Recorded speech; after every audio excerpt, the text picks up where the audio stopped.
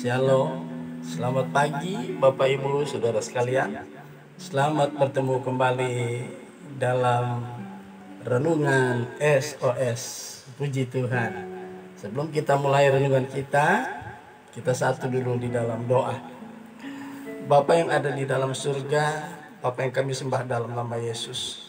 Terima kasih Tuhan, pagi yang indah ini kembali kami boleh datang ke hadirat-Mu. Kami datang untuk mengucap syukur karena kebaikan-Mu yang kami boleh alami di sepanjang malam yang sudah kami lewati. Engkau sudah jaga, pelihara, lindungi kami bagaikan Engkau menjaga biji mata-Mu. Terima kasih Bapa. Begitu juga pagi yang indah ini kami mengucap syukur Engkau boleh kembali bangunkan kami dari ketiduran kami yang nyenyak dengan keadaan roh, jiwa, dan tubuh yang diberkati. Terima kasih Bapa, terima kasih Tuhan. Untuk itu sebelum kami melakukan seluruh aktivitas kami yang berbeda-beda satu dengan yang lain, kami rindu untuk mendengarkan renungan kebenaran firman-Mu. Terima kasih Tuhan, Roh Kudus, mari Engkau tolong berikan kami kemampuan untuk menangkap pesan-pesan Tuhan melalui renungan firman Tuhan yang akan kami dengarkan pagi yang indah ini. Terima kasih Bapa. Di dalam berkat nama Yesus Tuhan dan Raja kami sudah berdoa dan mengucap syukur kepadamu. Haleluya. Amin. Puji Tuhan. Bapak Ibu sekalian, kita akan memulaikan renungan kita masih tetap pada kitab Yeremia pasal yang pertama ayat yang keempat sampai ayat yang ke-12 ya. Kemarin kita sudah sampai pada ayat yang ke-8 ya. Sekarang kita akan membaca ayat yang ke-9 ya. Yeremia 1 ayat yang ke-9, demikian bunyi firman Tuhan. Lalu Tuhan mengulurkan tangannya dan menjamah mulutku. Tuhan berfirman kepadaku, sesungguhnya aku menaruh perkataan-perkataanku ke dalam mulutmu. Puji Tuhan. Sekali lagi saya bacakan. Lalu Tuhan mengulurkan tangannya dan menjamah mulutku. Tuhan berfirman kepadaku, sesungguhnya aku menaruh perkataan-perkataanku ke dalam mulutmu. Puji Tuhan. Saudaraku, berdasarkan ayat ini saya akan memberikan judul bacaan, yaitu Yeremia dilantik oleh Tuhan. Nah saudaraku yang kekasih ya, di ayat yang 9 ini bagian A berkata, lalu Tuhan mengulurkan tangannya dan menjamah mulutku. Yeremia sekarang menerima setelah dia menyadari maksud dan tujuan Tuhan ya, dengan resiko-resiko yang dihadapi, tapi dia memiliki janji Tuhan. Dia siap untuk naik kelas ya, dari keturunan imam menjadi seorang nabi yang seharusnya cuma bekerja di kemah suci atau di bait Allah. Sekarang pekerjaannya kalau disesuaikan dengan era di Indonesia, tadinya dia cuma seorang penginjil ya, penginjil di daerah. Sekarang dia naik kelas menjadi penginjil atau penginjil kelas nasional, bisa keliling Indonesia, kira-kira begitu ya. Tapi kapasitasnya bukan sebagai seorang imam, menjadi seorang nabi. Jadi naik kelas. Tadinya cuma di daerah, cuma di kemah suci atau bait Allah. Sekarang dia menjadi seorang nabi dan dia bisa menjadi penginjil nasional ya, boleh keliling seluruh Indonesia kalau disesuaikan dengan keadaan kita di Indonesia ya. Seandainya dia ada di Indonesia tapi dia ada di Israel sekarang, jabatannya sebagai nabi dan dia memiliki otoritas penuh dari Tuhan untuk keliling ya. Dan dikatakan di ayat yang kelima dikatakan, aku telah menetapkan engkau menjadi nabi bagi bangsa-bangsa. Skopnya lebih luas ya, bukan cuman ya daerah atau wilayah di mana dia bekerja sebagai imam, tetapi sekarang menjadi nabi bagi bangsa-bangsa, lintas bangsa, atau kalau bisa disesuaikan dengan bahasa kita di sini adalah dia go internasional, penginjil keliling internasional. Nah, puji Tuhan. Nah, saudaraku, sebelum dia dipercayakan Tuhan memberikan penegasan-penegasan, pernyataan-pernyataan dan janji-janjinya. Sekarang dia sudah siap. Tentunya yang paling akhir yang harus Tuhan lakukan adalah ya, Yeremia harus dilantik, ditabiskan ya, menjadi hamba Tuhan atau nabi yang betul-betul sudah dilantik oleh Tuhan ya. Saya baca lagi ayat 9 ini. Lalu Tuhan mengulurkan tangannya dan menjamah mulutku. Tuhan berfirman kepadaku, sesungguhnya aku menaruh perkataan-perkataanku ke dalam mulutmu. Saudara, Tuhan menjamah mulut Yeremia. Ini menuju kepada Tuhan melantik ya Yeremia, mentabiskan Yeremia. Kenapa mulutnya dijamah oleh Tuhan? Ya, sebab dia seorang nabi. Nabi adalah jabatan nabi itu menjadi wakil Allah terhadap manusia. Ya, sebelum Tuhan akan menegur seorang raja ya atau seorang pejabat tinggi negara ya, maka seorang nabi harus memberitahukan ya, menasihati dia, menegur dia ya. Atau sebelum ya Tuhan akan mendatangkan hukuman bagi satu bangsa ya, seperti di Amos 3 ayat yang ke-7 ya, Tuhan harus menyampaikan dulu hukumannya ya, menyampaikan dulu hukuman yang akan dijatuhkan kepada suatu bangsa sebagai akibat mereka melakukan perbuatan dosa yang tidak sesuai dengan kehendak Tuhan. Maka seorang nabi diutus memberitahukan dulu, atau apalagi akan menegur atau menghukum seorang raja, maka nabi selalu diutus terlebih dahulu sebelum hukuman, teguran atau apapun tujuannya. Untuk Tuhan menyuruh seorang nabi ya, apakah mereka akan sadar atau tidak ya. Saya baca Amos 3 ayat 7. Ini tugas seorang nabi adalah sungguh ya, Amos 3 ayat 7, sungguh Tuhan Allah tidak berbuat sesuatu ya tanpa menyatakan keputusannya kepada hamba-hambanya para nabi. Jadi sebelum ada penghukuman yang akan Tuhan sampaikan ya, berikan kepada satu bangsa ya, atau kepada satu pribadi, raja atau pejabat tinggi negara, Tuhan mengutus terlebih dahulu hamba-hambanya, yaitu para nabi. Jadi nabi itu tugasnya lebih berat dibanding imam ya. Sebab nabi ini adalah mewakili Allah terhadap orang yang siapa akan dia utus ya, entah menasihati, menegur atau memberikan hukuman ya. Nah saudaraku, seorang nabi itu harus dilantik terlebih dahulu ya, ditabiskan lebih dahulu. Begitu juga dengan ya kita, apapun profesi kita ya, apapun jenjang kita di dalam kerohanian ya, baik itu gembala sidang ya, nabi, penginjil, rasul, guru dan gembala serta pengajar, itu harus melalui pelantikan terlebih dahulu, ditabiskan lebih dahulu ya. Ya, kalau Yeremia langsung dari Tuhan, tentunya kalau kita di gereja kita masing-masing ya, yang berbeda-beda, sebelum kita yang menjadi pelayan Tuhan, harus ada yang namanya prosesi pelantikan ya, atau ditabiskan supaya sah menjadi seorang pelayan Tuhan. Dalam konteks ini adalah nabi ya, Yeremia. Nah, saudaraku, pelantikan itu harus, tidak bisa tidak, supaya jabatan yang kita sandang itu sah adanya dan tidak diragukan oleh siapapun. Dan ini yang harus menjadi perhatian kita ya. Sekarang ada banyak terjadi ya hal-hal yang tidak sesuai lagi dengan kebenaran firman Tuhan ya.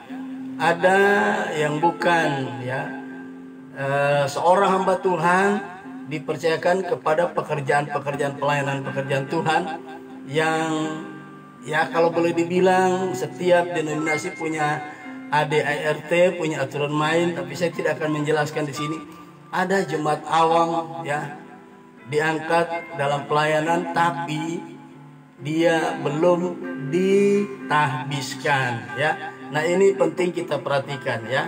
Jangan sampai karena kita pikir kita sudah bisa ya melayani, lantas kita suka-suka kita, saudaraku ya. Di atas kita ada otoritas yang lebih tinggi. Ini saya bukan berbicara tentang Tuhan, tapi di denominasi kita ada otoritas yang lebih tinggi yang berhak menentukan siapa yang bisa menjadi pelayan Tuhan dan siapa yang tidak, belum sepantasnya. Nah, jadi pertama Yeremia dilantik oleh Tuhan, ya.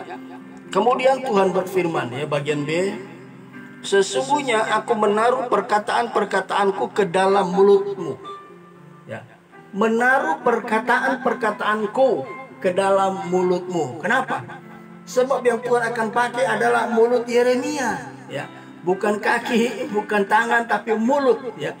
Seorang nabi ini adalah penyambung lidahnya Tuhan, perantara antara Tuhan dengan umatnya. Jadi mulut ini, perkataan-perkataan Tuhan harus ada di dalam mulutnya. Sebab kalau dia dilantik oleh Tuhan menjadi nabi tanpa ada firman, ini bahaya, ya. Artinya apa? Ya.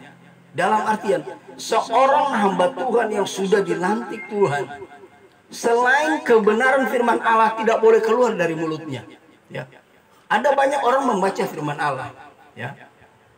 Setelah membaca firman Allah, dia mulai menjabarkan, menerangkan firman Allah itu keluar dari konteksnya, ya. Ini sangat berbahaya. Ketika kita menafsirkan satu ayat keluar dari konteksnya, itu akan terjadi bias, akan terjadi hal-hal yang tidak sesuai dengan kebenaran firman Allah. Makanya untuk menjadi pelayan Tuhan, itu memang pendidikan itu tidak kalah penting. Justru itu penting, saudara, ya. Melengkapi kita dengan pengetahuan. Kemudian ada salah satu disiplin ilmu yang namanya homiletika, ya, ilmu berkhotbah. Cara berkhotbah yang baik bagaimana, ya. Kemudian selain ilmu berkhotbah atau homiletika, ada juga hermeneutika. Hermeneutik ini penting, karena apa? Itu ilmu menafsir, ya. Ilmu menafsir, ya. Begitu juga tugas hamba Tuhan itu bukan hanya sekedar mempelajari ilmu berkhotbah, ilmu menafsir, dia juga harus belajar menggali kebenaran firman Tuhan, mengeksegesis, ya. Mengeluarkan ide-ide yang ada di dalam Alkitab keluar, ya. Bukan mengeksegese, ya. Eksegese itu artinya memasukkan ide kita ke dalam Alkitab, ya. Jadi Alkitab itu kita sesuaikan dengan pola pikir kita, cara kita, asumsi kita, pendapat kita, maunya kita, itu tidak boleh, ya. Hal itu akan terjadi keluar dari konteks, ya. Dalam satu pasal misalnya yang terdiri dari 10 ayat misalnya, misal tentang perumpamaan anak yang hilang, ya. Satu pasal itu misalnya terdiri dari 10 atau 20 ayat. Di situ tidak ada satu ayat yang bersifat independen. Setiap ayat itu ada hubungannya dengan ayat sesudah dan sebelumnya. Itu melengkapi konteks itu, konteksnya apa. Jadi jangan cuma comot sini, kita tafsirkan semau kita, saudara, ya. Itu akan terjadi penyimpangan-penyimpangan dan bisa mengarah ke ajaran yang sesat. Sebab keluar dari konteks. Ini penting, ya. Jadi Yeremia dilengkapi dengan firman Tuhan, ya. Setelah Yeremia mulutnya dijamah Tuhan, ya. Tuhan memberikan dia perkataan-perkataan Tuhan atau firman Tuhan, ya. Nah, mari kita lihat, ya, seorang hamba Tuhan memang harus menyampaikan kebenaran firman Tuhan. Tidak ada yang lain, ya. Bukan doktrin dari denominasi di mana kita berada, itu bahaya, ya. Memang gereja-gereja memiliki basic teologi, ya. Khususnya ada dua kelompok besar. Yang saya masuk kelompok besar, basic teologianya ada yang berasal dari Johannes Calvin, ya. Ada yang berasal dari Yakobus Armenian, ya. Yakobus Armenian. Jadi ada kelompok Calvin, ada kelompok Armenian, ya. Tidak masalah saudara berasal dari latar belakang basic teologi yang mana. Tapi dalam ketika saudara menyampaikan kebenaran firman Allah, harus firman Allah yang dijelaskan, ya. Bukan kelompok ini, bukan kelompok ini, apalagi berbau denominasi. Itu satu penyimpangan. Menurut kami dari gereja A, begini ayat ini bunyinya. Itu hati-hati. Menurut kita, tapi yang sebenarnya ada menurut Alkitab. Salah satu contoh, mari saya tunjukkan, ya. Jadi bukan menurut doktrin denominasi kami, tapi menurut Alkitab. Itulah pentingnya seorang hamba Tuhan harus menggali kebenaran firman Allah, mengeksegesis supaya tidak akan keluar dari konteks. Kita akan lihat di dalam kitab Bilangan, ya. Kita akan lihat di dalam kitab Bilangan, ya. Pasal 22 ayat 36 sampai ayat 38. Ya. Kitab Bilangan pasal 36 Pasal 22. Pasal 22 ayat 36 sampai 38. Ya, kita akan lihat seorang nabi, ya, dengan motivasi yang menyimpang, tetapi Tuhan memakai dia, ya, dalam hal yang kita akan perhatikan ini. Bilangan pasal 22 ayat 36 sampai 38. Demikian bunyi firman Allah. Di sini redaktur Alkitab memberikan judul bacaan atau perikop, Balak meminta Bileam untuk mengutuk Israel, ya. Sekali lagi saya baca judulnya, Balak meminta Bileam untuk mengutuk orang-orang Israel, ya. Siapa Balak itu? Balak adalah Raja Moab. Jadi ketika bangsa Israel setelah keluar dari Mesir akan menuju ke tanah Kanaan, ya. Setiba mereka di Moab, ya.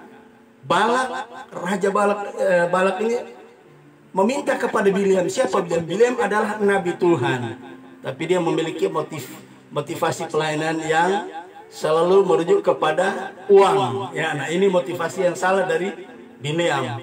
Tapi walaupun salah, apabila ada seseorang mau mengupah dia, ya, Tuhan intervensi. Ini menunjukkan bahwa Tuhan berdaulat penuh atas siapapun, baik yang sudah menyimpang maupun yang betul-betul murni menyampaikan kebenaran firman Allah. Kalau ada sesuatu yang tidak baik, maka Tuhan akan berdaulat di situ. Tuhan akan intervensi di situ, ya. Nah, ayat 36 demikian bunyi firman Tuhan. Ya, ketika bangsa Israel ada di Moab, ketika Balak mendengar bahwa Bileam datang, keluarlah ia menyongsong dia sampai ke kota Moab di perbatasan sungai Arnon. Pada ujung perbatasan itu, ayat 37, dan berkatalah Balak kepada Bileam, ya, bukankah aku sudah mengutus orang memanggil engkau? Mengapakah engkau tidak hendak datang kepadaku?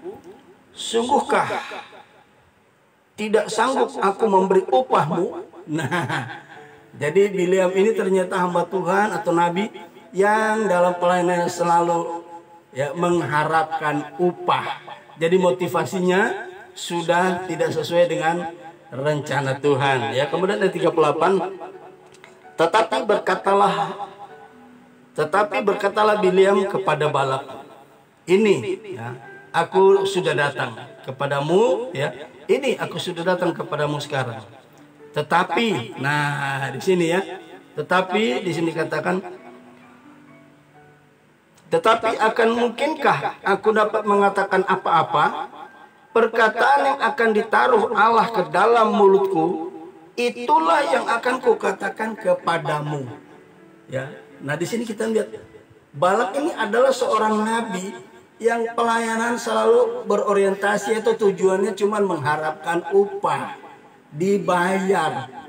Saudara, bukankah di Indonesia banyak, tapi saya tidak perlu sebutkan dari denominasi mana, siapa namanya, itu kode etik, ya, etika pelayanan harus dijaga, ya.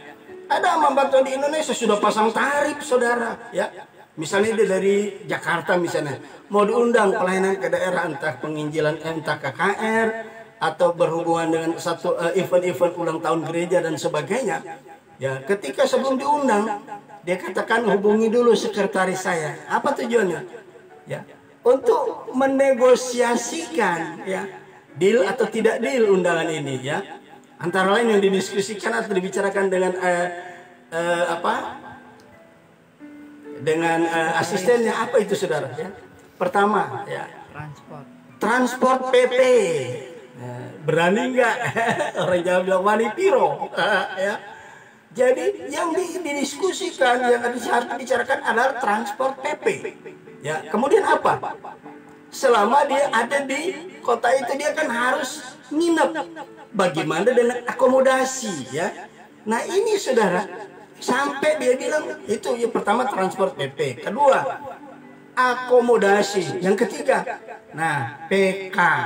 Ada hamba Tuhan di Indonesia pasang tarif, saudara. Kalau tidak memenuhi syarat undangan ditolak, alias tidak deal, batal. Ada. Siapa bilang Indonesia nggak ada? Ada. Ya. Sampai agendanya penuh. Kalau mau undang saya ya, ada jadwal terlebih dahulu. Nah, itu sangat bahaya. Tapi lihat balak itu penginjil terkenal. Bileam. Bileam. Perhatikan ayat 36. Ketika Balak mendengar bahwa Bileam datang, keluarlah ia menyongsong dia sampai ke kota Moab, perbatasan sungai Arnon, pada ujung perbatasan. Bayangin, seorang raja menyambut kedatangan seorang penginjil. Dia sudah menjadi penginjil nasional, internasional. Ini Raja Balak, ya, Raja Balak. Bukankah Yeremia itu katakan, aku telah menetapkan engkau menjadi nabi bagi bangsa-bangsa. Seorang raja menyambut. Biasanya kan yang menyambut itu, ya, adalah orang-orang suruhan dari yang mengundang. Ini enggak yang mengundang langsung, ya. Lihat, Balak menjadi penginjil luar biasa. Bileam. Bileam maksud saya, ya. Begitu kan. Soulmate saya di samping, saudara. Saya salah ngomong, dia koreksi. Oh iya, saya sering kali salah, saudara, ya.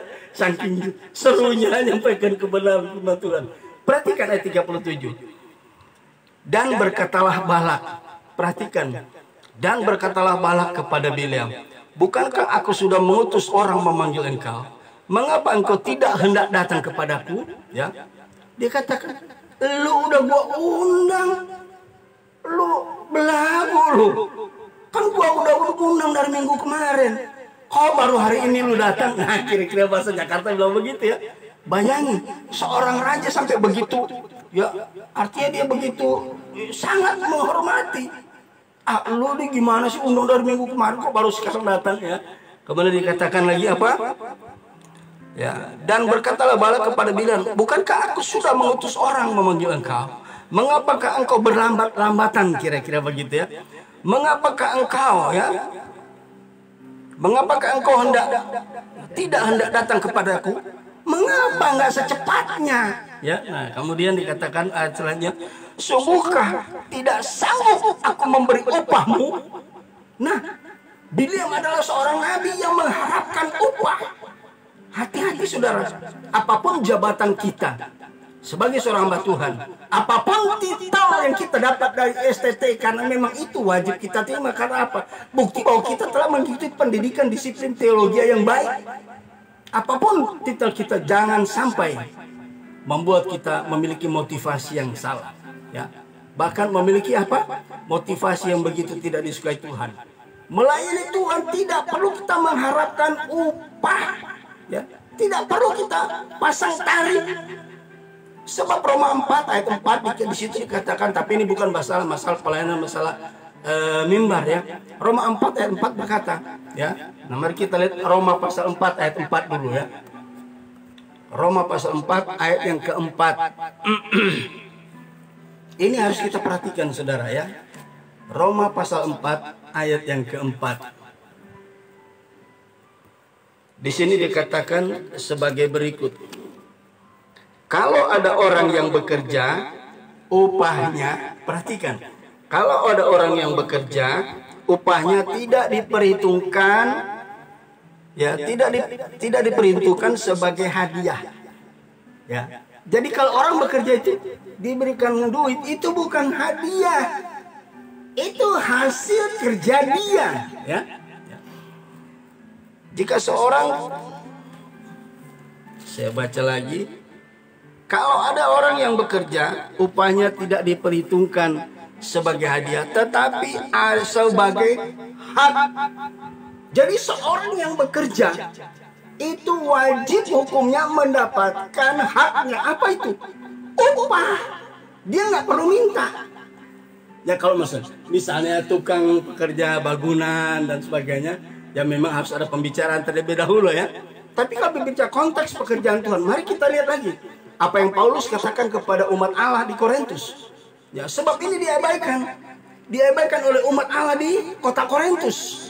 Ya, 1 Korintus pasal 9 kita akan lihat apa kata firman Tuhan kepada anak-anak Tuhan yang ada di Korintus, yang pada masa itu tidak diperhatikan oleh jemaat Korintus. Ya, 1 Korintus 9 ayat yang ke-13. Di sini dikatakan sebagai berikut. 1 Korintus 9 ayat 13, demikian bunyi firman Tuhan.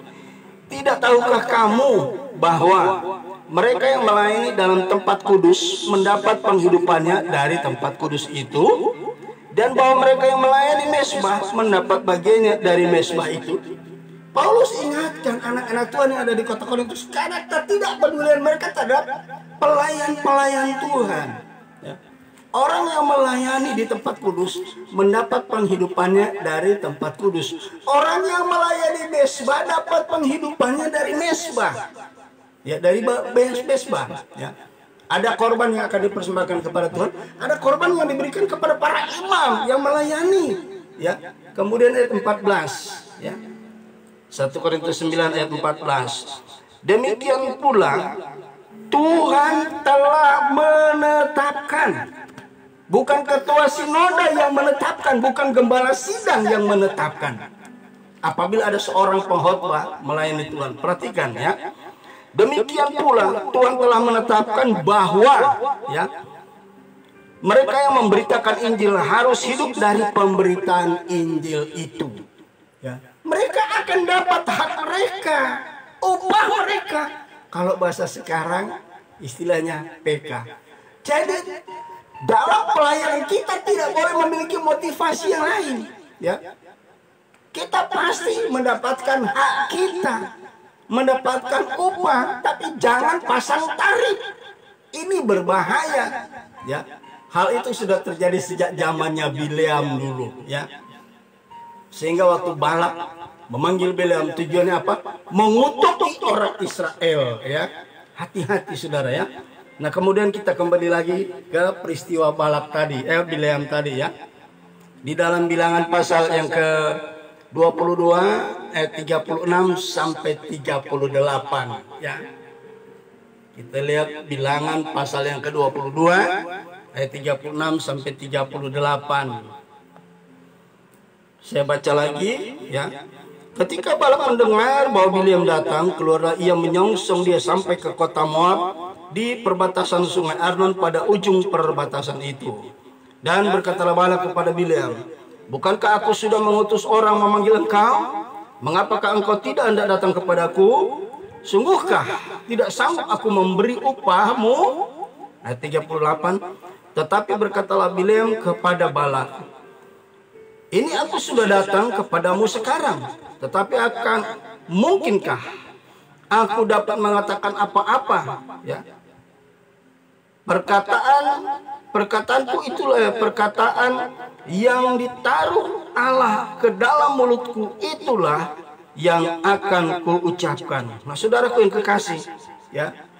Pada waktu Balak meminta Bileam memberkati bangsa Israel, bukan kutuk untuk mengutuki Israel, bukan kutuk yang dia sampaikan.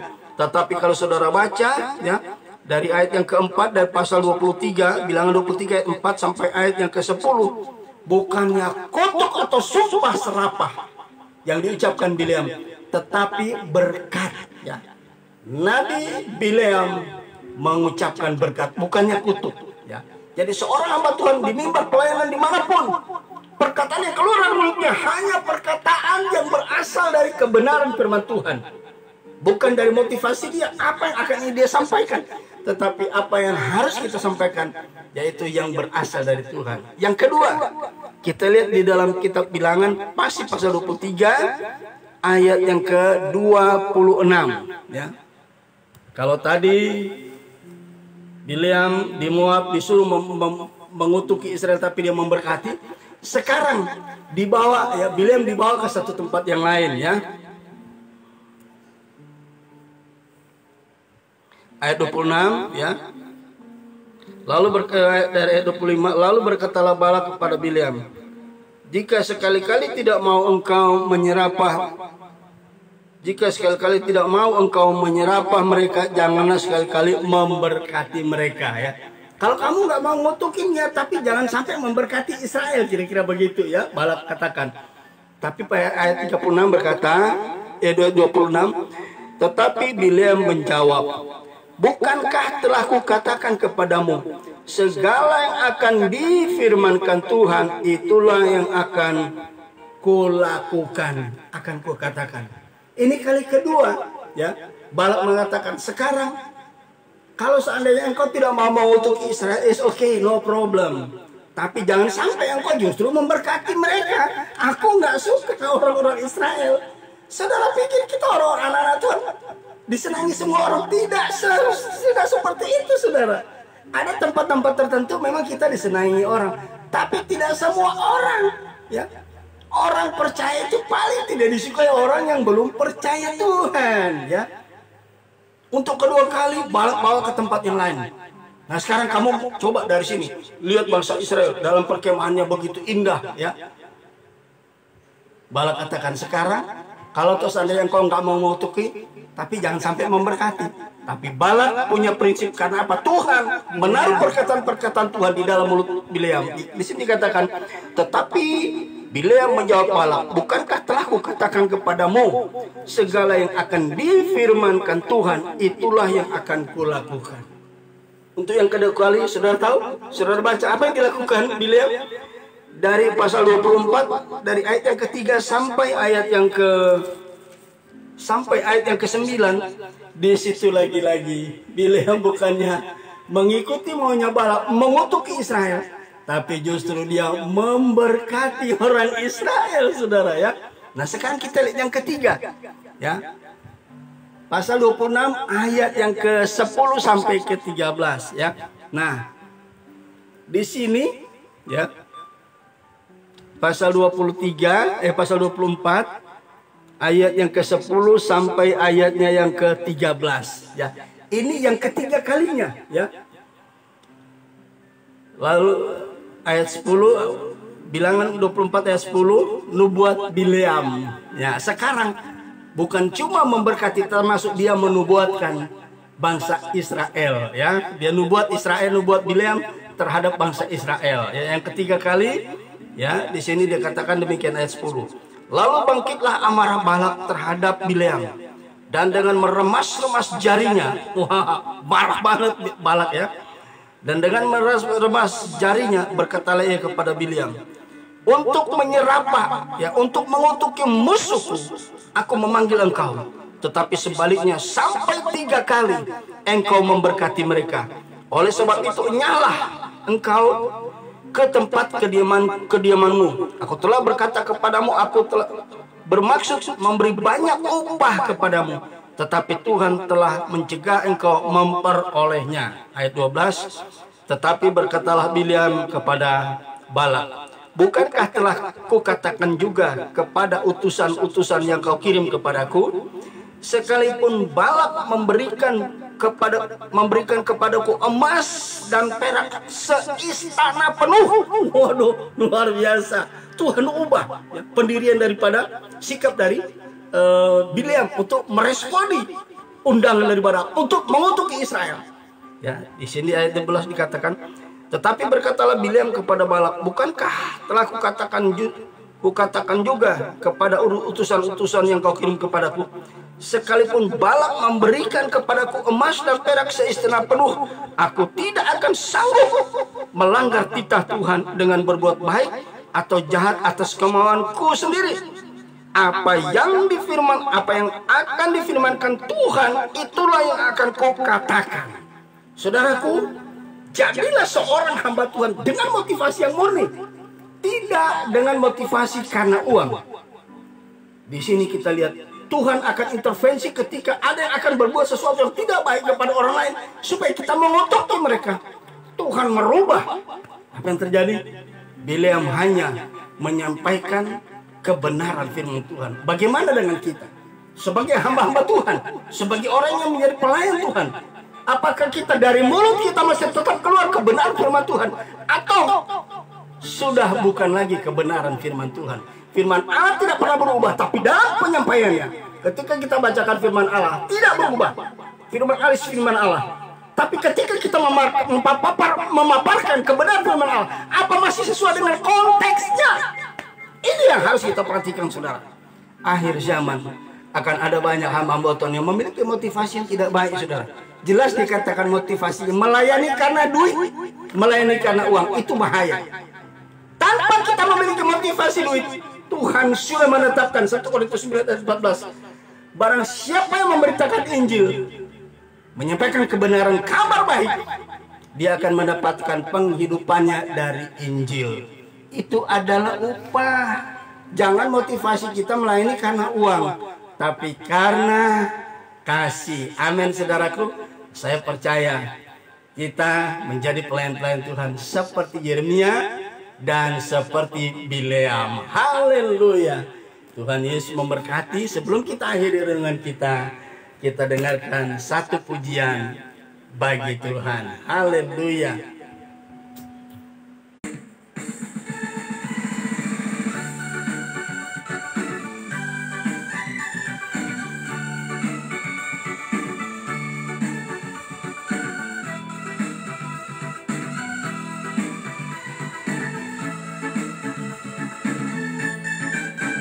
Haleluya, haleluya.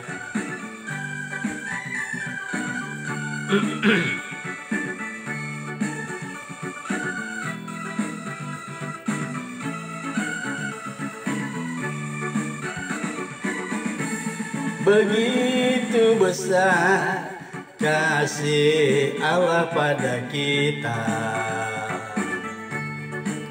diberkatilah anak cucu kita di mana-mana.